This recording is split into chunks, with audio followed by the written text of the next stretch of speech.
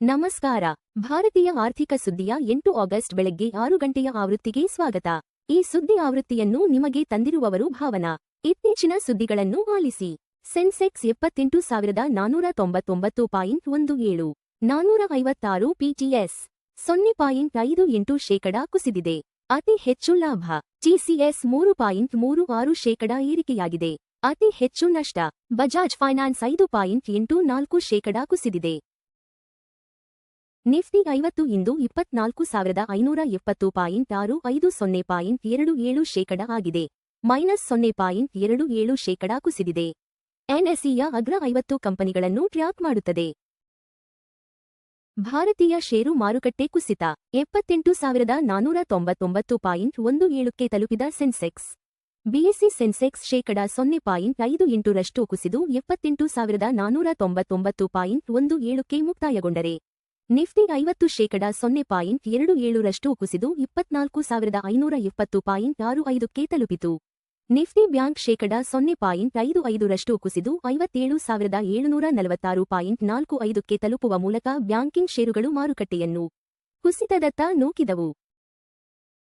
ಪ್ರತಿ ಟ್ರಾಯ್ ಔನ್ಸ್ಗೆ $4,401 ಮತ್ತು 30 ಸೆಂಟ್ರ 7 ವಾರಗಳ ಗರಿಷ್ಠ ಮಟ್ಟಕ್ಕೆ ಚಿನ್ನದ ಬೆಲೆ ಏರಿಕೆ. ದುರ್ಬಲ ಯುಎಸ್ ಉದ್ಯೋಗ ದತ್ತಾಂಶದ ಹಿನ್ನೆಲೆಯಲ್ಲಿ ಚಿನ್ನದ ಬೆಲೆ (1.82% ಏರಿಕೆಯಾಗಿ ಪ್ರತಿ ಟ್ರಾಯ್ ಔನ್ಸ್ಗೆ $4,401 ಮತ್ತು 30 ಸೆಂಟ್ಗೆ ತಲುಪಿದೆ. ನಿರಾಶಾದಾಯಕ ಉದ್ಯೋಗ ವರದಿಯು ಫೆಡರಲ್ ರಿಸರ್ವ್ನಿಂದ ಮತ್ತಷ್ಟು ಬಡ್ಡಿದರ ಹೆಚ್ಚಳದ ನಿರೀಕ್ಷೆಗಳನ್ನು ಕಡಿಮೆ ಮಾಡಿದೆ. ಪ್ರತಿ ಟ್ರಾಯ್ ಔನ್ಸ್ಗೆ $63 ಮತ್ತು 80 ಸೆಂಟ್ಗೆ ತಲುಪಿದ ಬೆಳ್ಳಿ ಬೆಲೆ. ಅಮೂಲ್ಯ ಲೋಹಗಳ ವ್ಯಾಪಕ ಏರಿಕೆಯ ನಡುವೆ ಬೆಳ್ಳಿ ಬೆಲೆ (1.95%) ಹೆಚ್ಚಾಗಿ ಪ್ರತಿ ಟ್ರಾಯ್ ಔನ್ಸ್ಗೆ $63 ಮತ್ತು 80 ಸೆಂಟ್ಗೆ ಮುಕ್ತಾಯಗೊಂಡಿದೆ. ಯುಎಸ್ ಡಾಲರ್ ದುರ್ಬಲಗೊಳ್ಳುವಿಕೆ ಮತ್ತು ಟ್ರೆಜರಿ ಇಳುವರಿ ಕುಸಿತವು ಈ ಏರಿಕೆಗೆ ಬೆಂಬಲ ನೀಡಿದೆ. ದುರ್ಬಲ ಉದ್ಯೋಗ ವರದಿಯಿಂದ ಯುಎಸ್ ಷೇರು ಮಾರುಕಟ್ಟೆ ದಾಖಲೆಯ ಮಟ್ಟಕ್ಕೆ ಏರಿಕೆ. ಜುಲೈ ತಿಂಗಳ ದುರ್ಬಲ ಉದ್ಯೋಗ ವರದಿಯು ಬಡ್ಡಿದರ ಹೆಚ್ಚಳದ ಭೀತಿಯನ್ನು ಕಡಿಮೆ ಮಾಡಿದ ನಂತರ ಶುಕ್ರವಾರ ಎಸ್&ಪಿ 500 ದಾಖಲೆಯ ಗರಿಷ್ಠ ಮಟ್ಟದಲ್ಲಿ ಮುಕ್ತಾಯಗೊಂಡಿತು.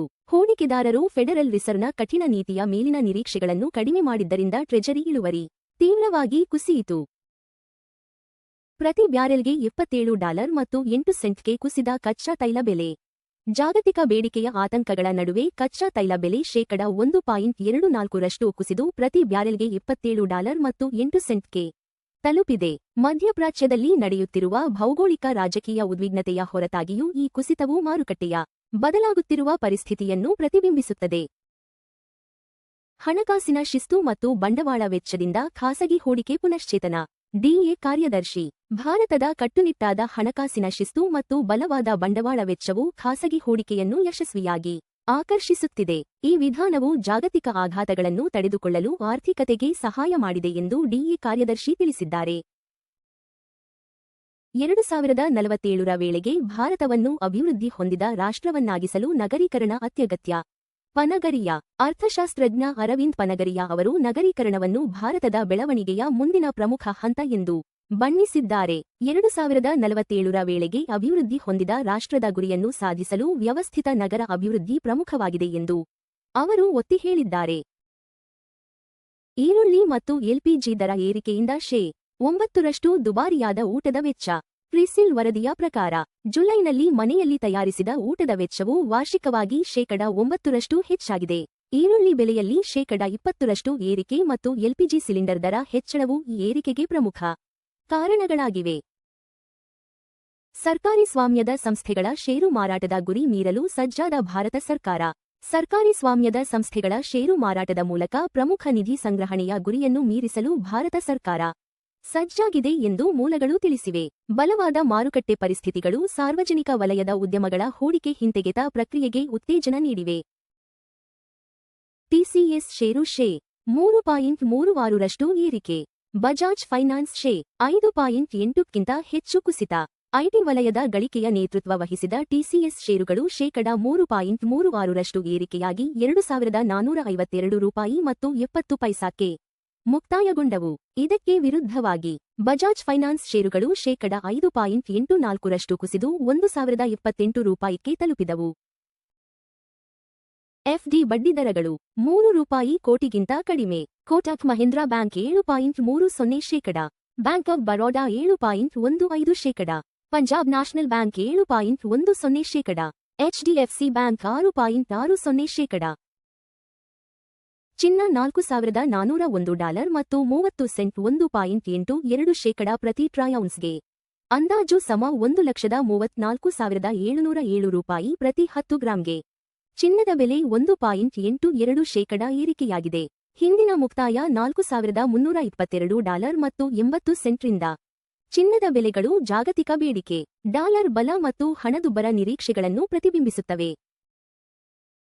ಬೆಳ್ಳಿ $63 ಮತ್ತು 80 ಸೆಂಟ್ 1.95% ಪ್ರತಿ ಟ್ರಾಯ್ ಔನ್ಸ್ಗೆ. ಅಂದಾಜು ಸಮ $1,953 ಪ್ರತಿ 10 ಗ್ರಾಂಗೆ.